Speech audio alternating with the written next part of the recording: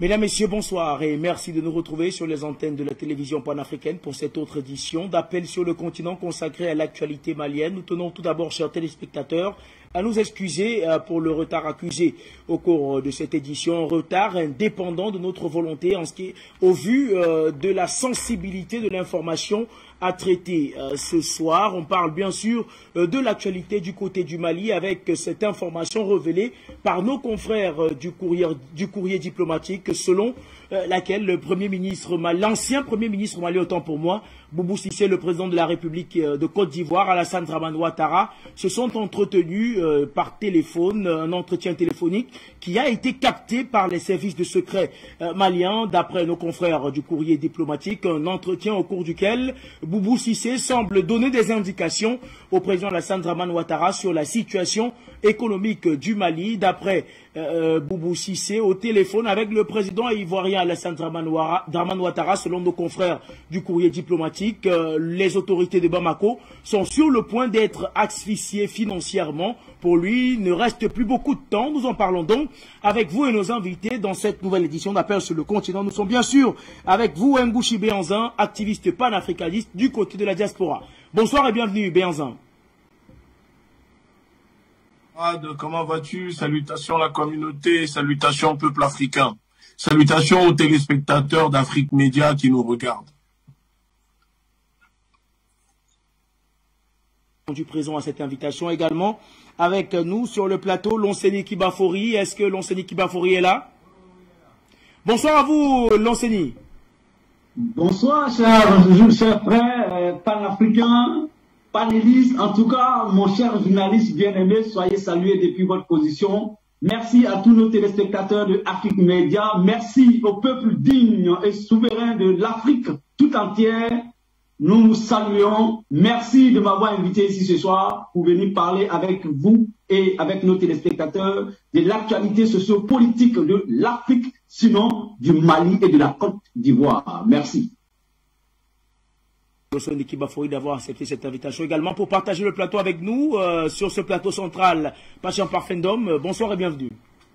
Bonsoir Junior Wafo, bonsoir à nos nombreux téléspectateurs, à nos amis avec qui nous allons partager ce plateau.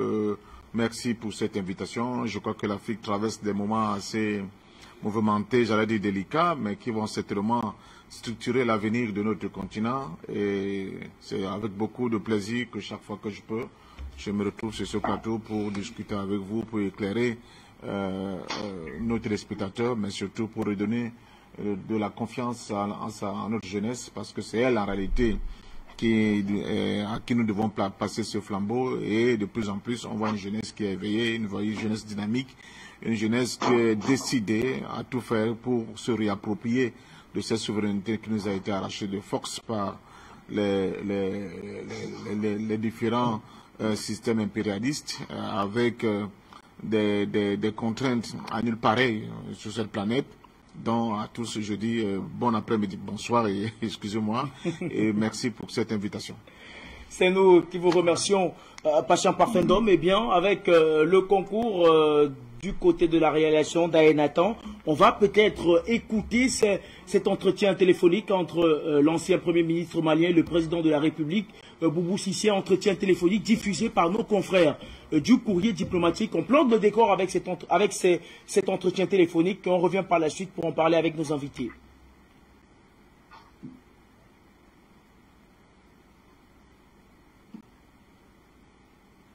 Bonjour, comment ça va? Ça va, merci.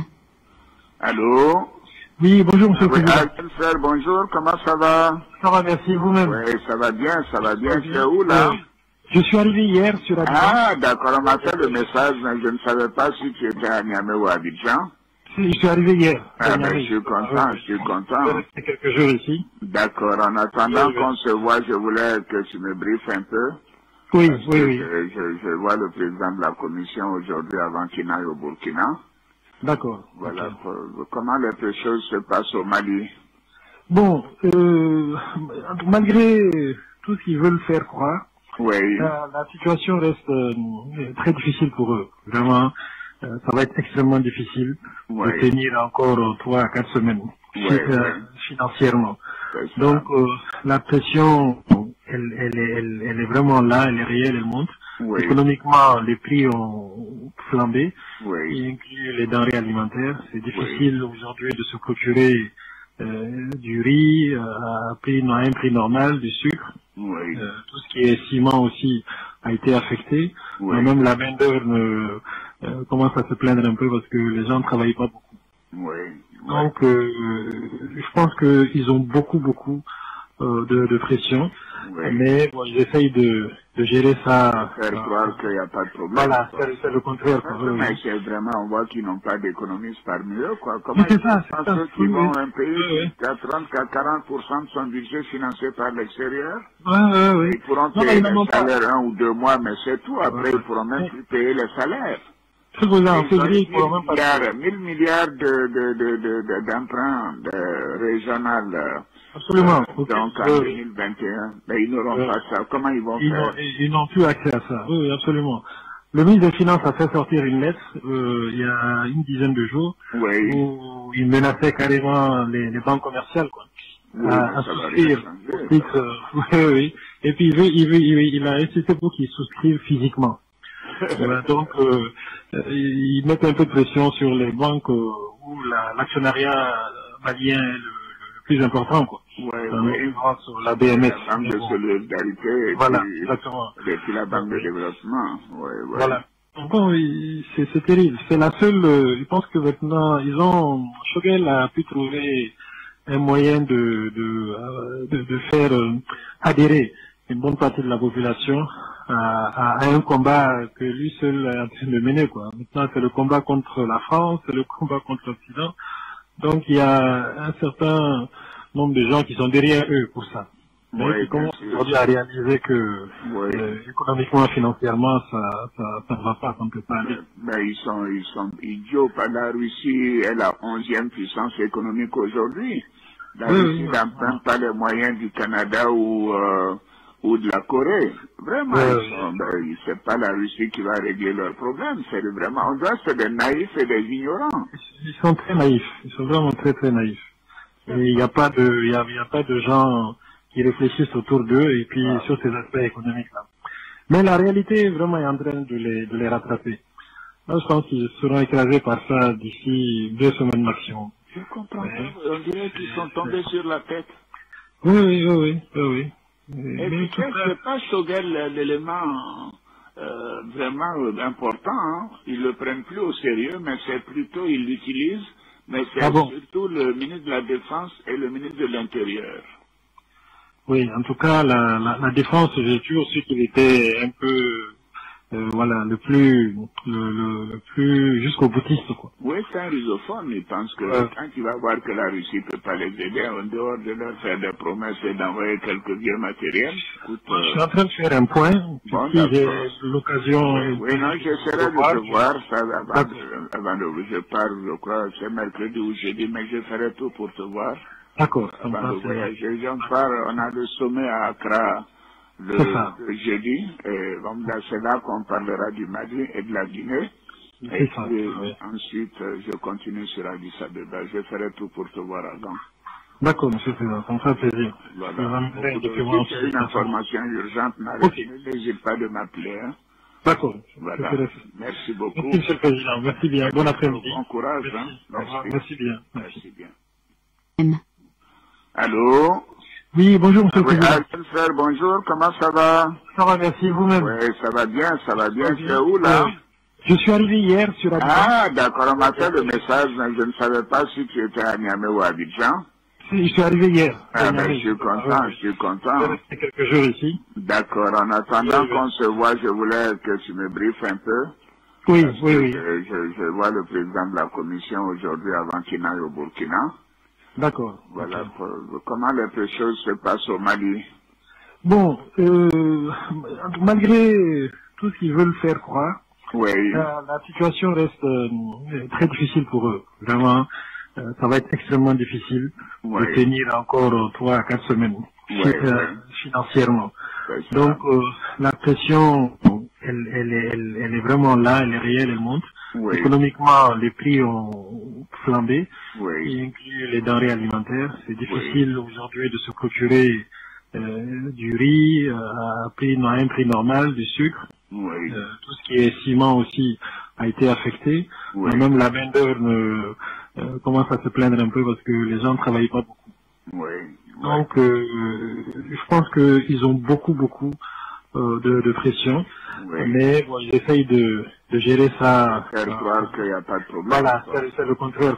Mais c'est vraiment, on voit qu'ils n'ont pas d'économistes parmi eux, quoi. Comment c'est ça. ceux qui vont un pays qui a 30 à 40% de son budget financé par l'extérieur? Oui. Ils pourront payer le salaire 1 ou 2 mois, mais c'est tout. Après, ils pourront même plus payer le salaire. C'est pour ça, en février, ils pourront même pas. 1000 milliards d'emprunts régional. Absolument. Donc, en 2021, mais ils n'auront pas ça. Comment ils vont faire? Ils n'ont plus accès à ça. Oui, absolument. Le ministre des Finances a fait sortir une lettre, il y a une dizaine de jours, où il menaçait carrément les banques commerciales, quoi. À souscrire au titre, oui. Et puis il a insisté pour qu'ils souscrivent physiquement. Voilà, donc, ils mettent un peu de pression sur les banques où l'actionnariat malien est le plus important, quoi. Sur la BMS. La Banque de solidarité. Voilà, exactement. Et puis la Banque de développement. Voilà.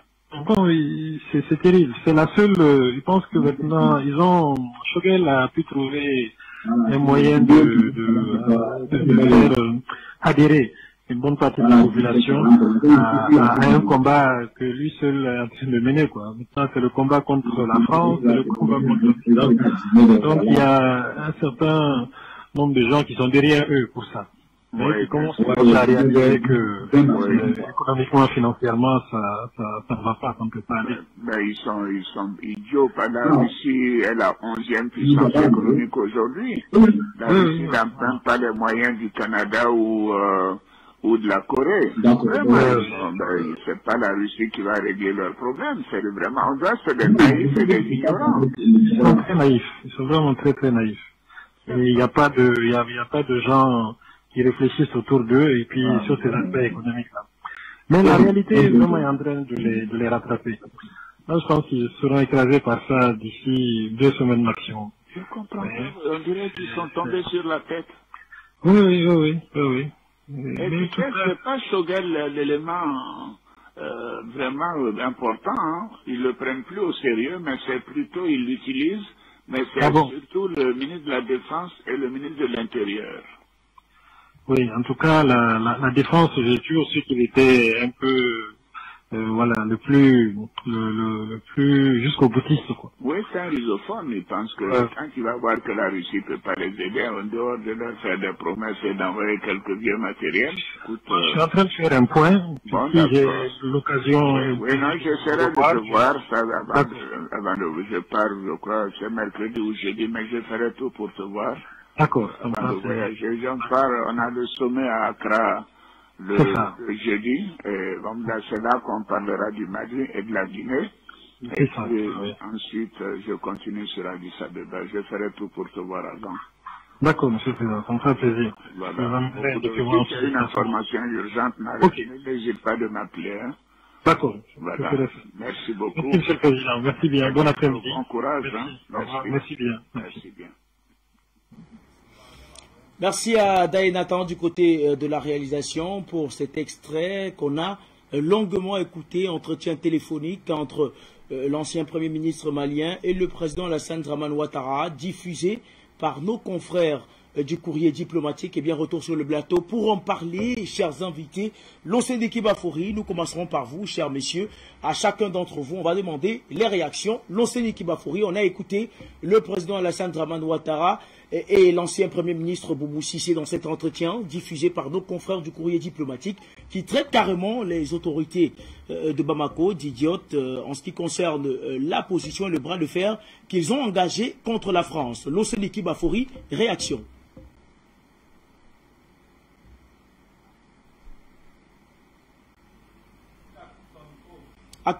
Activez votre micro, Lonseni.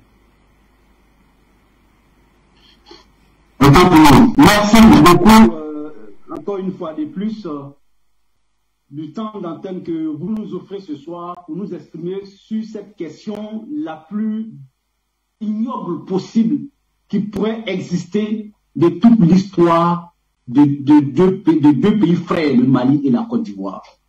Voyez-vous, je vais aller avec quelques éléments pour dire aux uns et aux autres que nous ne sommes pas surpris en tant qu'Ivoiriens. Nous ne sommes pas surpris en tant qu'Ivoiriens que le président, le chef d'État actuel de la Côte d'Ivoire, s'adonne à cette haute trahison de l'Afrique et du peuple malien. Nous ne sommes pas du tout surpris. Pourquoi je dis que nous ne sommes pas surpris? D'abord, quand on prend la forme, M. Ouattara est celui-là même que nous on a clamé haut et fort. Depuis cette affaire de crise malienne, nous, en tant qu'activistes politiques ivoiriens, nous avons dit que ne cherchons pas Pierre, pas Paul, le seul instigateur, le seul maître dans tout ça, c'est le président Alassane Dramane Ouattara, qui manipule la CEDEAO, qui manipule l'opinion internationale contre le Mali. Ce n'est pas Ado du Ghana, ce n'était pas Roch Christian Kaboré, ce n'est jamais Macky Sall. L'homme à la manette, l'homme à la manœuvre, c'est Alassane Dramane Ouattara. Alors, allons-y un peu, je vous rappelle que dès que la CEDEAO a pris l'embargo contre le Mali, il y a un vol qui a décollé à Abidjan, un cargo militaire français qui a décollé à Abidjan pour Gao. Alassane a donné l'ordre. Qu'est-ce que ce cargo transportait? Un cargo militaire. La question reste posée. Le Mali a fait un communiqué pour dire que c'était un complot contre l'État du Mali. Donc, aujourd'hui, nous ne sommes pas surpris.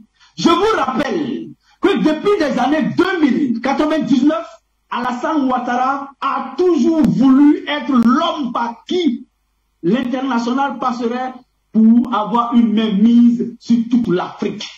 Nous avons été longtemps interpellés sur la volonté manifeste d'Alassane Dramane Ouattara de vouloir faire du peuple africain un peuple esclave durant toute l'histoire de l'humanité. Je vous rappelle que Alassane Ouattara a mis embargo sur le médicament en Côte d'Ivoire pour que chaque Ivoirien malade puisse mourir. Alassane l'a fait en Côte d'Ivoire. Alassane se réjouit aujourd'hui que le peuple malien est en train de mourir de faim. Il se réjouit que oui, aucune puissance autre que la France ne pourra apporter de l'aide au Mali, ne pourra gérer le Mali. Il dénigre aujourd'hui la Russie. Nous craignons un incident diplomatique entre notre pays et la Russie. Parce que l'enregistrement qui est sorti, Alassane Ouattara met la Côte d'Ivoire dans une mauvaise posture sur la balance internationale. Nous avons toujours dit que ce monsieur, sous son régime, la Côte d'Ivoire est passée d'un état stable, d'un état de droit à un état voyou, à un état de non-droit, à un état no-mass-land. Ça, c'est sur Alassane Ouattara. Peuple malien, je m'adresse ce soir une fois de plus à vous, pour vous dire, partout où vous êtes, vous devrez nous rejoindre dans ce combat contre Alassane Dramane Ouattara. Il est l'homme par qui le mal de l'Afrique de l'Ouest viendra. D'ailleurs, le mal est en train de sévir en Afrique de l'Ouest. Cet enregistrement audio fait honte à tous les Ivoiriens. Que dis-je? À tout Africain. Monsieur Ouattara est l'homme qui n'a aucune dignité, aucune honte. Il ne se gêne pas de dire que oui, il est prêt à faire périr le peuple malien. Cet enregistrement audio pour nous est un aveu de taille. Cet enregistrement pour nous reconforte dans notre posture de ne jamais croire à la volonté de Alassane Dramane Ouattara d'aller à une paix chez nous d'abord en Côte d'Ivoire. Cet enregistrement audio prouve au monde entier que nous, le seul tort qu'on a eu, c'est d'avoir dénoncé très tôt la manœuvre machiavélique de Alassane Dramane Ouattara contre le peuple malien. Oui, M. Ouattara, c'est l'homme par qui l'international est en train de passer pour asservir le peuple malien. Cet enregistrement audio pour nous reconforte parce que nous avons très longtemps dénoncé que Alassane Ouattara est derrière tout ce qui se passe au Mali. Oui, quand je dis Alassane Ouattara, je suis indigné qu'un ancien premier ministre malien s'adonne à ce jeu. C'est pourquoi nous n'avons pas eu tort de dire que Ibeka avait trahi le peuple du Mali. Boubou Cissé, qui est-il? Un ancien premier ministre sous Ibeka. Boubou Cissé, c'est Ibeka qui a d'abord trahi le Mali et Boubou Cissé ne fait que marcher dans le sillon de Ibrahim Boubacar Keïta. Boubou Cissé, ce qu'il est en train de faire, il est en train de jeûner l'acte à la parole. Il est en train de... C'est une suite logique de ce qu'ils ont concordé contre le Mali avant d'être chassés du pouvoir. Je demande aux autorités maliennes, je demande au peuple malien de saisir la justice internationale contre leurs citoyens qui s'adonnent à un complot contre l'État malien avec Alassane Dramane Ouattara. Je demande au peuple malien, aux autorités maliennes, de lancer un mandat d'arrêt contre Alassane Ouattara. C'est l'élément fondamental, c'est-à-dire, c'est le B.A.B.A. de cette affaire. Un mandat d'arrêt bien ficelé contre Alassane Ouattara. Alassane Ouattara doit être un homme à pourchasser, à poursuivre partout où il se... Le Mali doit lancer un mandat contre Alassane, un mandat contre Boubou Cissé. Pour Boubou Cissé, même on a... Ce n'est même pas un mandat. Pour Boubou Cissé doit être condamné à mort au Mali pour atteinte à la sûreté de l'État, pour complot contre l'autorité de l'État. Regardez le mépris avec lequel M. Ouattara s'exprime vis-à-vis du peuple malien, vis-à-vis des autorités maliennes. M. Ouattara est en train de traiter les autorités maliennes d'idiots, mais c'est très grave. Un président de la République d'un pays qui s'adonne à ce jeu, M. Ouattara est en train de détruire les fondamentaux qui ont toujours existé entre le Mali et la Côte d'Ivoire. M. Ouattara est en train de détruire l'image de la Côte d'Ivoire à l'international. D'ailleurs, il a déjà fait. Oui, chers frères, chers panélistes, oui, chers internautes, chers téléspectateurs, partout où vous vous trouvez, nous devons dénoncer cet enregistrement audio. Nous devons dénoncer, énergiquement dénoncer la manière que Alassane Ouattara veut diriger l'Afrique. Parce qu'il se croit comme, il se prend pour un empereur, il se croit comme un roi. Alassane se prend aujourd'hui comme le président de la sous-région ouest africaine. C'est intolérable, c'est inadmissible. Non, c'est même, à la limite, c'est révoltant. Si je dois m'exprimer, je vais sortir de moi. Parce que j'ai plusieurs fois écouté cet enregistrement. J'ai dit, mais est-ce qu'un homme comme Alassane doit faire la fierté d'un pays? Nous avons honte. Chers Africains, chers Africains, nous, peuple de Côte d'Ivoire, nous vous demandons pardon. C'est une grosse honte. La Côte d'Ivoire se sent humiliée. La Côte d'Ivoire se sent trahie par son premier responsable. Oui, quand un président, un chef d'État s'adonne à ça, c'est un peuple qui est trahi. C'est un peuple qui a honte. Et la Côte d'Ivoire et les Ivoiriens aujourd'hui ont honte de l'attitude de leur chef d'État vis-à-vis d'un pays frère. Oui, quand je prends mon calme, je dis, nous sommes aujourd'hui à la croisée des chemins. Le peuple, avec cet enregistrement, pourra aisément faire aujourd'hui son propre opinion sur la question malienne. La question malienne n'est pas une question électorale. La question malienne n'est pas une question électorale. L'enjeu est énorme. Oui, l'avenir de certains pays occidentaux se joue au Mali. Oui, il faut passer par un pion France-Afrique comme Alassane Dramane Ouattara pour garantir les intérêts de ces différents pays au Mali. Il faut passer par Boubou Cissé pour détruire le Mali, pour sauver l'intérêt de certains pays occidentaux. Mesdames et messieurs, peuple d'Afrique, peuple du Mali, il est temps de sévir, il est temps de se lever, il est temps de s'unir contre nos chefs d'État qui ne font que le travail de l'oligarchie.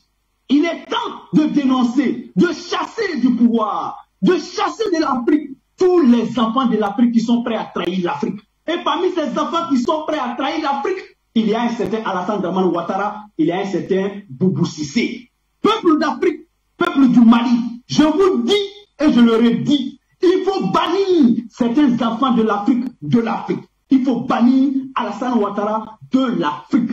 Nelson Thabo Mbeki l'a dit. Que Alassane Dramane Ouattara est prêt à attacher, à enchaîner le peuple d'Afrique, le peuple africain dans les chaînes de la colonisation. Alassane Dramane Ouattara est prêt à redonner aux colons ce qu'ils ont pris hier. Alassane Ouattara est prêt à tout céder, et même la dignité du peuple frère du Mali. Mesdames et messieurs, voilà d'entrée de jeu ce que je peux vous dire. La preuve que Ibeka avait trahi, voici son ancien premier ministre qui était en train de trahir le peuple du Mali, qui était en train de vendre le peuple du Mali, qui était en train de se réjouir de la douleur, de la souffrance d'un peuple. Voyez-vous, le Mali qui est victime de djihadisme, le Mali aujourd'hui, malgré cette douleur, il y a un fils malien qui se réjouit de ça. Il y a un fils malien qui est aux côtés de Alassane Ouattara pour travailler davantage à détruire le Mali et à appauvrir ce peuple. Ils se réjouissent parce que le Mali, les Maliens ne pourront pas dans 2 semaines, dans 3 semaines, dans 4 semaines, selon leur propre thème, ne pourront plus survivre. Ils ne pourront plus, je veux dire, se nourrir. Et ils attendent aujourd'hui que le peuple malien se révolte contre Assimi Goïta et contre le docteur Choukel Maïga. Non! Le peuple malien est conscient que leur survie, leur salut ne viendra que dans leur solidarité, dans leur patience, dans l'unité d'action pour soutenir les nouvelles autorités du Mali. Si vous voyez aujourd'hui que Alassane Dramane Ouattara est debout, que Boubou Cissé est debout, c'est parce que la force, l'unité du peuple malien est en train de faire reculer aujourd'hui ceux qui sont contre le Mali. L'unité du peuple malien est en train de faire reculer aujourd'hui les ennemis de l'Afrique, les ennemis du Mali. Oui, nous, Africains, que tu sois béninois, camerounais, sénégalais, ivoiriens, ce qui se joue au Mali n'est pas l'affaire du Malien, c'est l'affaire de l'Africain que nous sommes. Je vous demande en tant qu'Africains de nous lever comme un seul homme, de nous lever, de nous dresser debout derrière le peuple du Mali, derrière les autorités maliennes, pour que jamais la dignité africaine soit restaurée, pour que la dignité des peuples noirs d'Afrique soit réinstaurée, pour que nous soyons respectés partout où nous sommes. Et pour ça, il faut bannir certains enfants de l'Afrique, certains enfants d'Afrique, de l'Afrique, tels que Alassane Ouattara, tels que Boubou Cissé. Merci pour l'occasion que vous m'offrez pour davantage m'exprimer sur cette question qui fait honte à toute l'Afrique et à la Côte d'Ivoire. L'équipe Afori pour cette première intervention, elle était longue, il faut le dire, mais elle était quand même intéressante. Il faut également le relever. Eh bien, Ngouchi Béangin, je me tourne à présent vers vous. Il faut rappeler que lors du remplacement d'Ibrahim Boubacar Keïta, Boubou Cissé avait également été arrêté. Mais quand on écoute l'entretien téléphonique diffusé par nos confrères du courrier diplomatique, il se moque pratiquement des autorités du côté de Bamako et également du peuple malien. Ngouchi Béangin, réaction après avoir écouté cet entretien entre l'ancien premier ministre malien Boubou Cissé et le président de la République de Côte d'Ivoire, Alassane Dramane Ouattara. Alors, tout d'abord, je tiens à saluer le peuple ivoirien et le peuple malien qui, en ce moment, nous écoute. Et je tiens à saluer l'intervention du camarade panéliste de tout ce qu'il vient de dire. Vous savez, chers journalistes, Monsieur Boubou Cissé est un renégat. Et nous venons d'écouter la 5e colonne dans ses œuvres de destruction contre le peuple malien. Moi, je vais dire une chose. Si l'enregistrement que nous venons d'écouter est certifié et qu'il s'avère vrai, alors je pense que les autorités maliennes doivent immédiatement arrêter M. Boubou Cissé.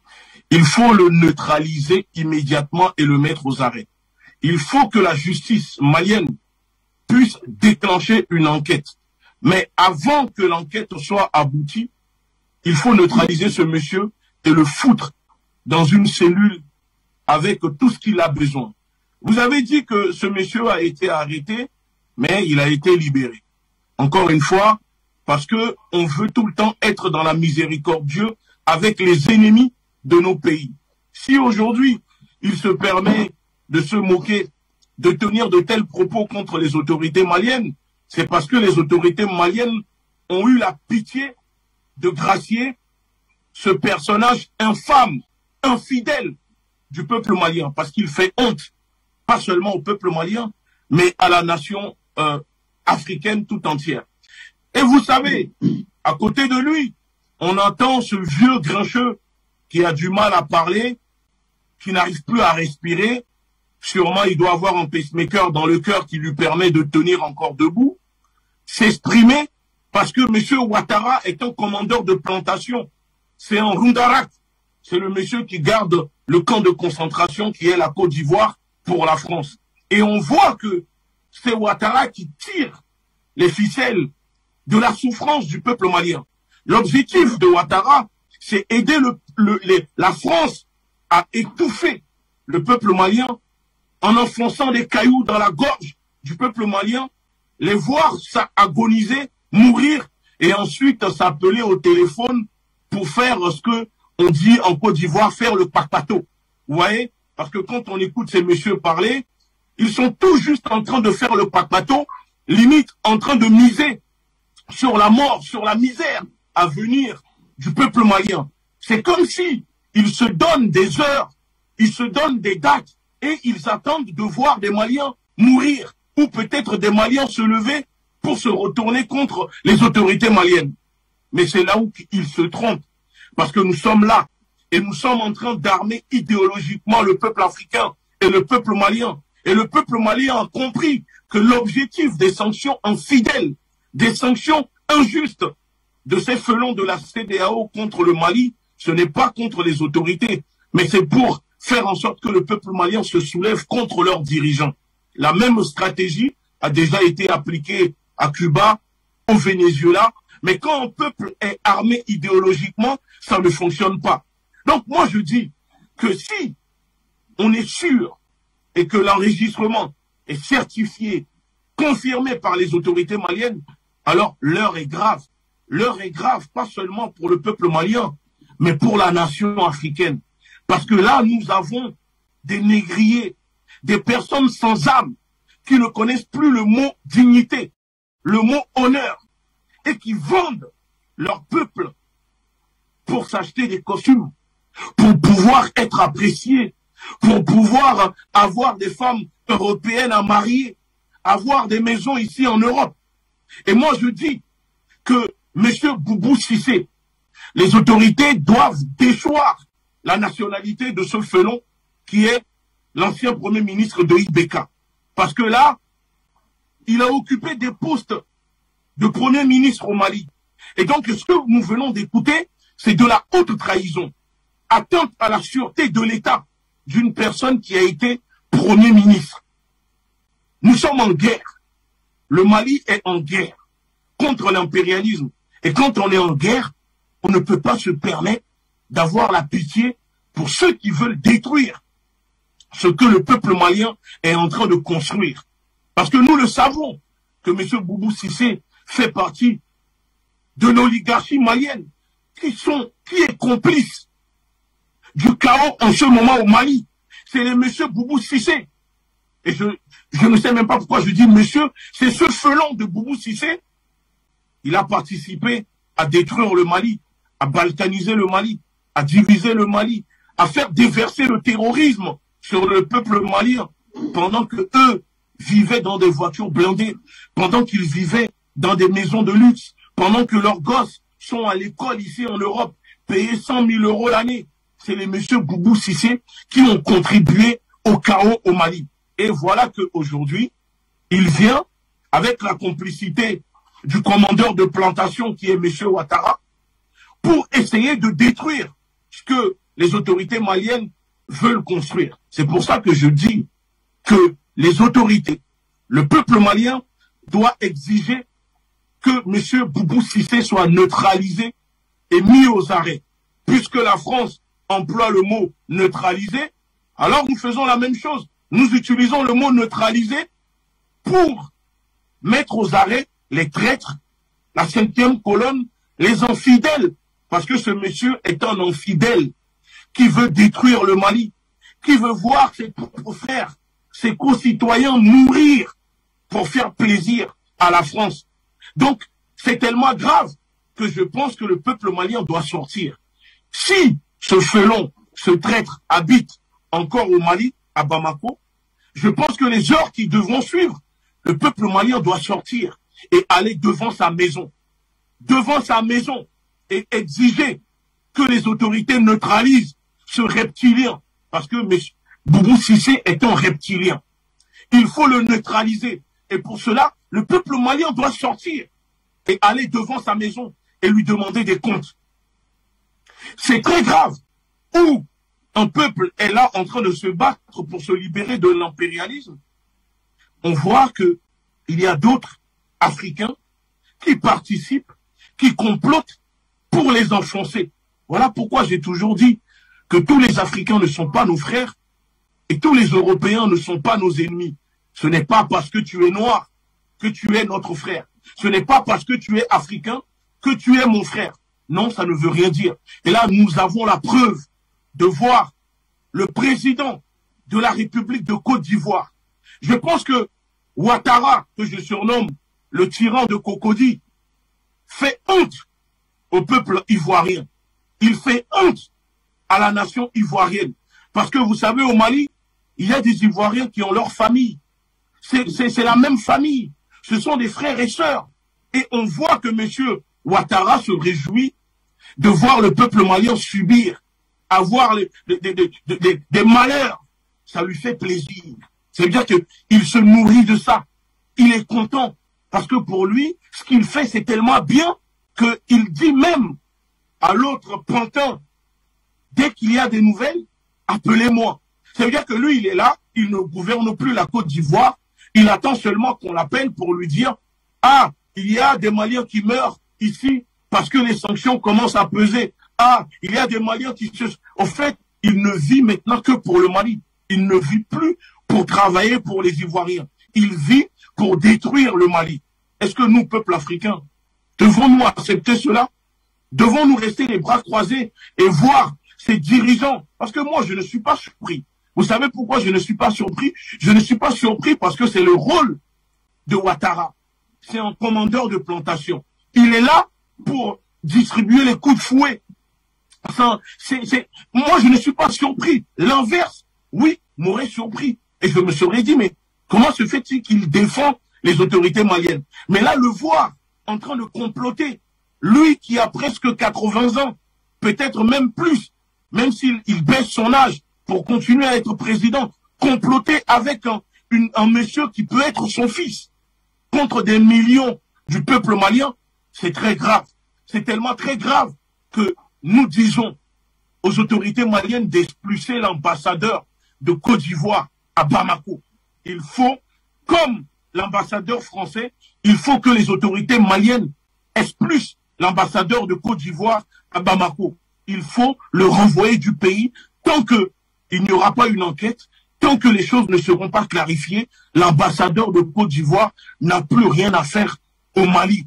Parce que s'il est là, il représente le gouvernement. Parce que là, ce qui se passe, ce n'est pas un problème, soyons clairs là-dessus, ce n'est pas un problème contre le peuple malien et le peuple ivoirien. Non, non, non, c'est un problème entre les élites, entre les autorités.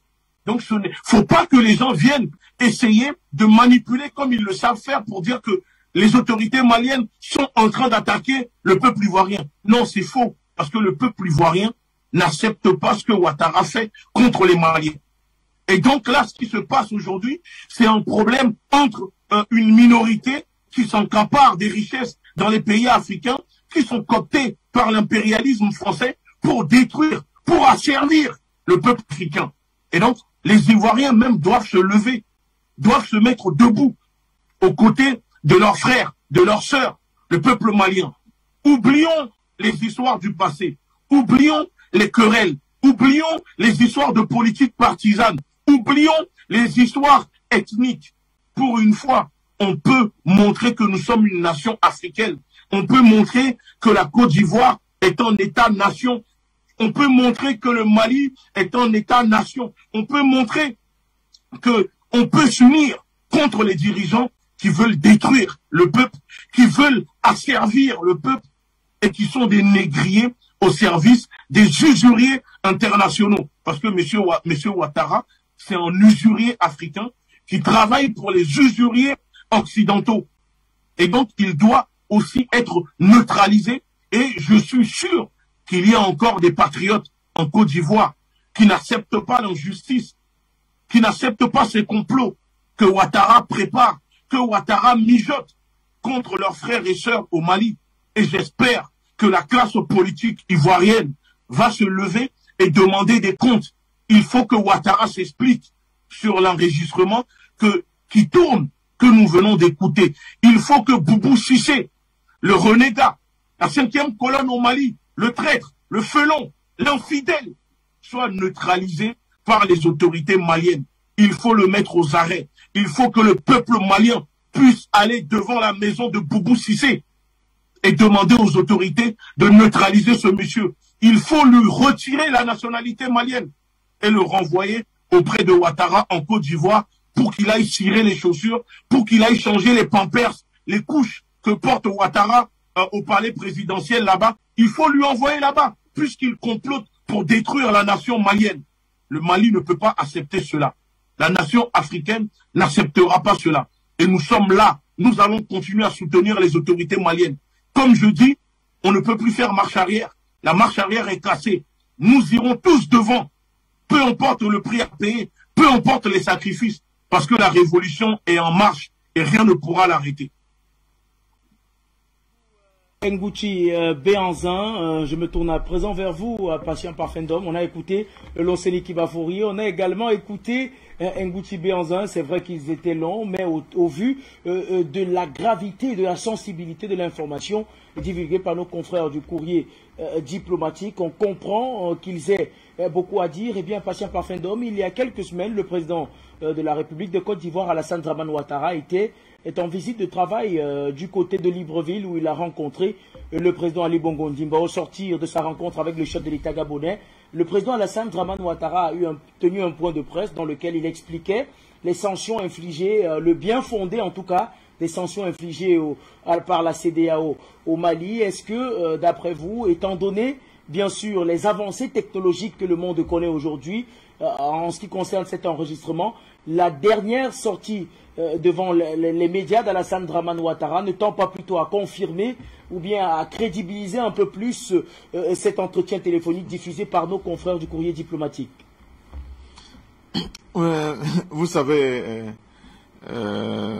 Juno Wafo, je pense que il y a des arguments, il y a des éléments probants qui démontrent à suffire qu'on n'a pas besoin de fabriquer quoi que ce soit pour démontrer le parti pris du président ivoirien dans cette crise malienne.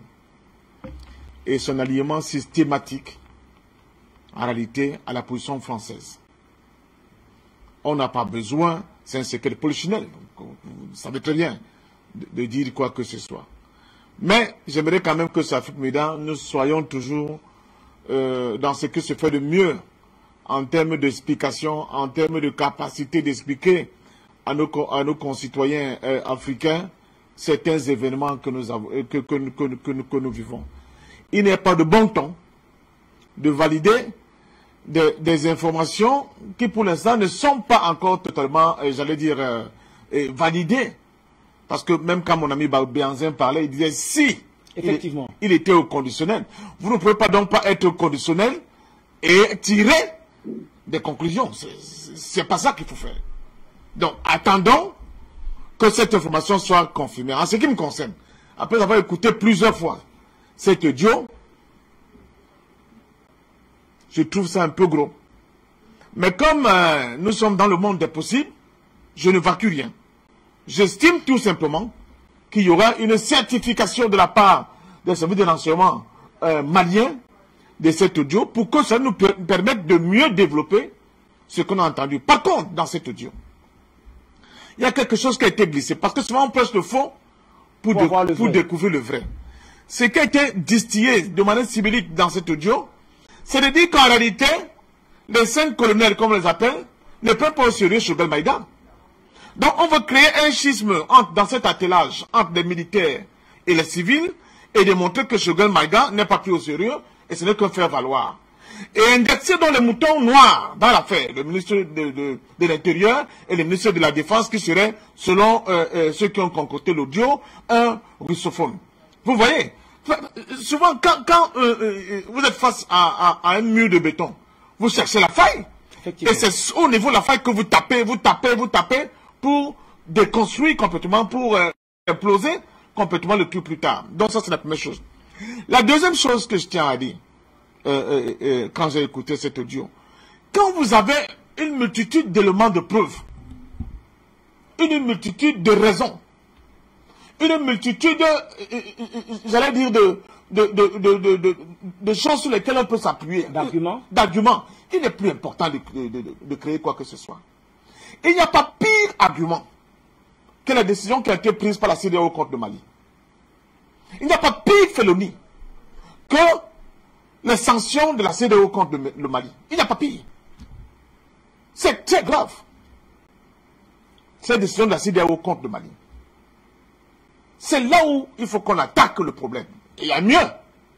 L'Union africaine s'est alignée de manière mécanique derrière la CEDEAO sur les décisions de la CEDEAO. Mais il y a eu une avancée majeure que personne ne parle, dont on ne travaille pas, c'est sûr.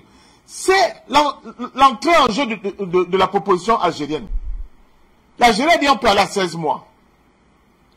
L'Union africaine a dit ok, nous sommes preneurs de la proposition algérienne. Avec une conséquence, à condition que la CEDEAO suspend tout à fait cessant les décisions et les sanctions qui ont été prises contre le Mali. Or, c'est là où ça bloque depuis un certain temps. La CEDEAO ne veut pas appliquer la décision de l'Union africaine. Et ça, on ne le voit pas. Ça veut dire qu'en réalité, il y a un schisme aujourd'hui entre la volonté de l'Union africaine d'aller vers une négociation avec le gouvernement de transition malien. Effectivement. Et le jusqu'au boutisme de la CEDEAO qui veut par tous les moyens écraser, n'est-ce pas, le gouvernement de transition malien. Parce qu'en réalité, c'est un mauvais exemple pour un certain nombre de potentats dans cette zone-là, qui sont le fallacieux prétexte d'avoir gagné des élections prétendument crédibles et honnêtes, ils ont donc la légitimité pour parler au nom de leur peuple. C'est ça qu'il faut déconstruire. Et nous avons les arguments pour les déconstruire. Nous avons les arguments pour les déconstruire. J'ai écouté même le timing du passage de parole entre les deux. Ouattara quand même chef d'État, l'autre c'était Nasser, Premier ministre. C'est un timing qui me semble un peu tiré par les cheveux. C'est pas comme ça qu'on converse. C'est pas comme ça qu'on entretient des conversations de ce niveau-là. Et maintenant, cela veut dire que vraiment en face de nous, nous avons de vrais oiseaux. L'Afrique de l'Ouest, surtout la zone là, est aujourd'hui, comment dire ça, la proie de toutes les grandes oreilles du monde. À cause de la présence russe. Et il serait idiot de penser que la Russie elle-même n'a pas orienté ses grandes oreilles dans cet espace. Effectivement. Alors, c'est penser qu'autour de Ouattara, il n'y a que des imbéciles. Une conversation téléphonique comme ça, même dans les canaux sécurisés, il y a une possibilité pour les grandes oreilles des autres de décrypter tout ce que ça dit. C'est comme ça que je continue de dire, attention, moi j'écoute beaucoup de choses sur la toile cette temps-ci. Si on ne fait pas attention, on va se laisser embarquer dans une distraction. Oui, dans une distraction. Alors que le véritable objectif est ailleurs. Je dis, comme j'ai dit, presser le faux pour découvrir le vrai. Ce qui fait peur à tout le monde entier, surtout à l'Occident dans cette affaire malienne, c'est qu'enfin il y a une osmose entre les militaires révolutionnaires qui ont pris le pouvoir au Mali et le peuple réel. Et ce peuple réel qui est représenté au niveau de sa partie civile par le gouvernement civil de M. Choguel Maïga. C'est ça qui fait peur. Parce qu'on vous parle souvent des jeunes militaires. Les Français adorent ce terme. J'écoute M. Macron parler d'un gouvernement illégitime, une junte militaire. Mais ce n'est pas le jeune militaire qui est au pouvoir au Mali, premièrement. Deuxièmement, ce n'est pas été un coup d'État. C'est seulement que des officiers, des jeunes officiers maliens, se sont rendus compte que le pays était au bord de l'implosion, ont décidé de sauver les meubles. Et pour aller loin, ils se sont joints à la frange la plus progressiste, n'est-ce pas, de la politique de la société, pour qu'ensemble, ils puissent mettre sur le rail une démarche qui va permettre au Mali de retrouver enfin sa souveraineté. Donc, nous parler de cet audio et insister beaucoup là-dessus. Moi, je continue de vous dire, je préfère me tromper quand les services compétents vont certifier ce que nous voulons d'entendre. Mais au vu de l'analyse du contenu de cet audio, j'ai l'impression qu'on veut nous embarquer quelque part, alors qu'on prépare le vrai coup pour frapper là où on n'aura pas du tout mis notre attention. Et le vrai coup pour le Mali, c'est de créer un schisme entre les militaires et les civils. Et ça passe par des petits trucs, pas des trucs tellement fins que vous ne vous rendez pas compte qu'en réalité le missile est passé. Démontrer par exemple que Choguel Manga est un fait valoir, que c'est un idiot qui ne comprend rien, que les militaires ne l'ont pas en confiance. Voilà. Et c'est comme ça que ce fiel-là, on l'introduit dans votre corps, à peu près comme Sarbacane, une flèche de Sarbacane, vous ne vous rendez pas compte, et puis bon, c'est seulement les effets, en réalité, neurotoxiques, qui vont commencer à vous faire comprendre que vous êtes face à un véritable problème. Donc, concentrons-nous sur l'essentiel. Sur l'essentiel, le Mali a décidé de reprendre sa marche en avant vers sa souveraineté. Elle a fait des propositions de transition à la CEDEAO. Elle a été d'abord à 4 ans, à 5 ans autant pour moi, avec des hésitations au niveau de la CEDEAO. Elle est revenue à 4 ans, elle a ouvert la porte au dialogue, elle n'a pas fermé. La CEDEAO n'a même pas voulu écouter les propositions maliennes, les étudier. Elle est passée à la vitesse supérieure sur hors de Paris, tout le monde le sait, et a pris cette décision illégale, injuste et idiote à la limite, et illégitime. L'Algérie s'est mêlée. Elle a fait une proposition de 16 mois. C'est une proposition, hein? C'est rien de définitif, donc on peut discuter sur la base d'une transition de 16 mois. L'Union africaine, qui dans un premier temps avait validé les sanctions de la CEDEAO, est revenue sur la position algérienne. N'oublions pas que même l'Union européenne a fait des rétropédalages par rapport à sa première décision qui consistait à valider ces sanctions. Effectivement. Or, personne ne parle de la nouvelle proposition algérienne adoubée par l'Union africaine qui dit, d'accord, si les autorités maliennes sont d'accord pour qu'on discute sur une transition de 16 mois, il faut tout à fait se sensibiliser tout de suite là. Suspendre les sanctions. La CEDEAO refuse de suspendre les sanctions, donc elle invalide de facto la proposition algérienne adoubée par l'Union africaine. Voilà le nœud du problème. Voilà le nœud du problème. Ça signifie quoi? Ça signifie en fait que la CEDEAO est instrumentalisée par une force obscure qui n'est pas du tout africaine. Et c'est ça le danger dans l'affaire. Et c'est ça que nous devons, là on devons mettre le doigt et insister pour dire aux Africains qu'une certaine partie, ou bien un bon nombre, une frange non moins importante de notre élite politique est en réalité au service des intérêts étrangers. La preuve, là, voilà. C'est une preuve complètement... une preuve palpable. Une palpable, là, voilà. C'est-à-dire que... Et là-dedans, on peut maintenant aller de niveau par niveau pour décortiquer en réalité pourquoi il y a cet aveuglement, la CEDEAO, à continuer dans cette voie-là, qui n'est ni de l'intérêt de la CEDEAO elle-même, vous voyez déjà avec les fissures qu'il y a au sein de la CEDEAO, ni dans l'intérêt des peuples dont cette CEDEAO est censée protéger. C'est ça les enjeux d'aujourd'hui. Donc, Junior, pour l'instant, je vous le dis, j'ai écouté, réécouté cette vidéo. On va rester prudent. Je suis extrêmement prudent. Extrêmement prudent. J'ai l'impression qu'on veut nous mener en bâton parce que la cible est ailleurs. Soyons vigilants, chers panafricains. Nous sommes dans quelque chose de très grave. Parce que la France joue son avenir dans cette affaire-là. La France joue son avenir. Si nous ne faisons pas attention, à cause de l'émotion, à cause de ceci, parce que on veut... Mais, en Côte d'Ivoire, il y a encore des prisonniers de 2011, 2010. Le général Doboblé est encore en prison. Effectivement. Les gens ont tendance à l'oublier. Il y a encore des prisonniers de cette crise post-électorale au niveau de la Côte d'Ivoire. Mais vous êtes un démocrate, monsieur le président Ouattara, mais libérez-les. Qu'est-ce que ces gens font en prison? Que font-ils en prison? Est-ce que vous pouvez être qualifié à régler la question de la crise malienne alors que chez vous, vous avez encore des prisonniers d'une crise post-électorale qui date de 2010-2011? Il y a un problème. Vous comprenez? Mais est-ce que c'est pour cela que nous devons en rajouter en créant des monstres là où ils n'existent pas? En procédant comme ça, je vous dis une chose. Nous sommes ici, nous construisons une réponse panafricaine à cette agression contre d'autres continents. Mais de l'autre côté, les gens ne dorment pas. Hein? Eux aussi réfléchissent. Ils réfléchissent même sur les coups d'État.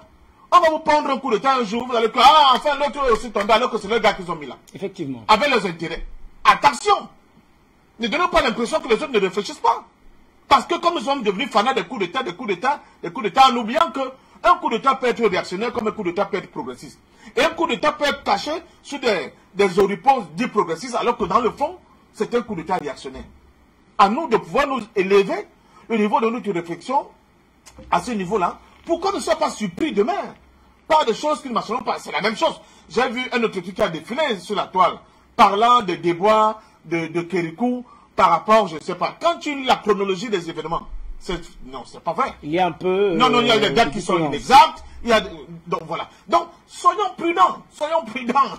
Soyons prudents, mon cher ami. Nous sommes dans un combat. Certes, je remercie Béanzin et notre ami Loseli Kibafouri. Loseli Kibafouri, oui, parce qu'on a mal dans notre chair de voir un peuple frère souffrir, de voir que certaines élites politiques africaines ne sont pas compatissantes vis-à-vis de ce qui se passe au Mali, et de ne pas comprendre que ces gens-là aient épousé le point de vue de ceux qui nous dominent, de ceux qui nous assujettissent, de ceux qui nous ravalent au rang de la bête, parce que nous ne sommes que des espaces où il faut pensionner des richesses, à la fois humaines et des richesses naturelles. C'est ce que nous refusons. C'est ce que le panafricanisme refuse. Et, au-delà de cela, il faut qu'il y ait des think tanks. Il faut qu'il y ait des gens qui réfléchissent. Il faut que nous soyons capables de faire l'analyse concrète de la situation concrète avec les éléments de jeu, d'anticipation, etc., etc. Sinon, on va être dans un tsunami là, dans lequel on ne peut rien contrôler. Et les autres vont profiter pour frapper. Là, il faut frapper le moment qu'il faut le faire. Et c'est nous qui n'aurons que nous opposer le moment venu. Merci à vous, patient Parfendom. Eh bien, étant donné que nous tirons pratiquement, nous sommes pratiquement arrivés au terme de cette édition d'Appel sur le continent, on va quand même aller du côté du standard pour retrouver les téléspectateurs qui sont nombreux à vouloir participer à cette édition d'appel sur le continent. On va peut-être prendre un téléspectateur tout en précisant, chers messieurs, que ces derniers n'auront pratiquement que 30 secondes pour s'exprimer sur la question, étant donné que nous sommes pratiquement arrivés au terme. Nous sommes au standard. Allô, bonsoir.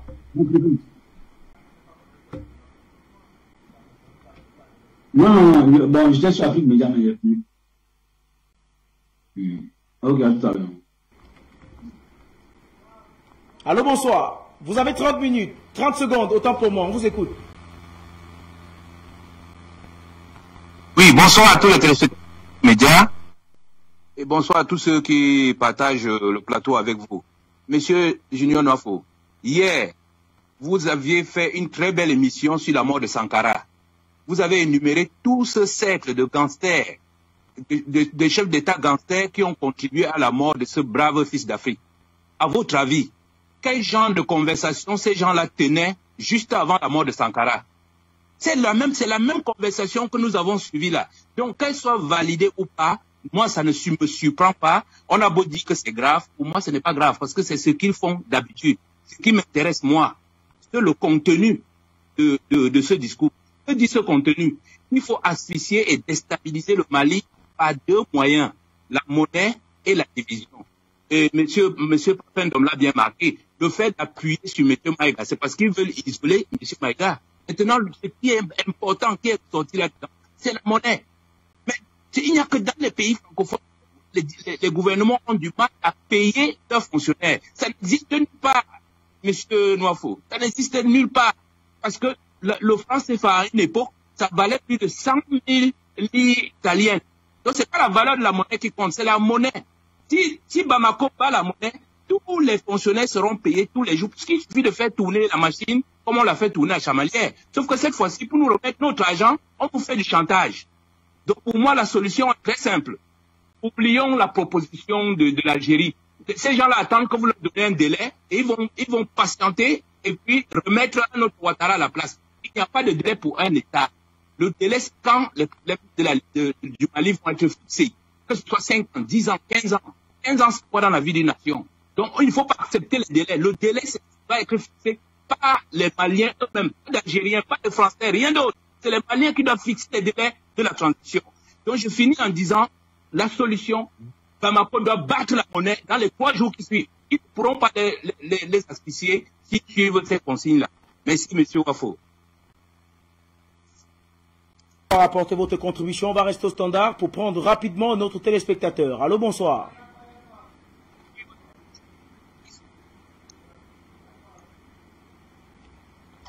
Eh bien, on va sortir de cette édition d'appel sur le continent. Vous allez nous excuser, patient parfendum, l'Océnique Bafori, et également Ngouti Béanzon. Nous sommes arrivés malheureusement au terme de cette édition d'appel sur le continent, mais à 20h, Mohamed Bachir Ladane reviendra bien sûr dans le cadre du mérite panafricain sur cette information divulguée par nos confrères du courrier diplomatique, cet entretien téléphonique entre l'ancien Premier ministre malien Boubou Cissé et le président de la République de Côte d'Ivoire. Cher monsieur, il ne me reste plus qu'à vous remercier, à vous dire merci d'avoir participé à cette édition. Eh bien, merci patient parfendum. On va mettre l'entretien entre guillemets, on va le confier à la responsabilité de nos confrères du courrier diplomatique. Merci chers téléspectateurs de nous avoir suivis. Restez bien sûr sur Afrique Média car nos programmes se poursuivent dans quelques instants.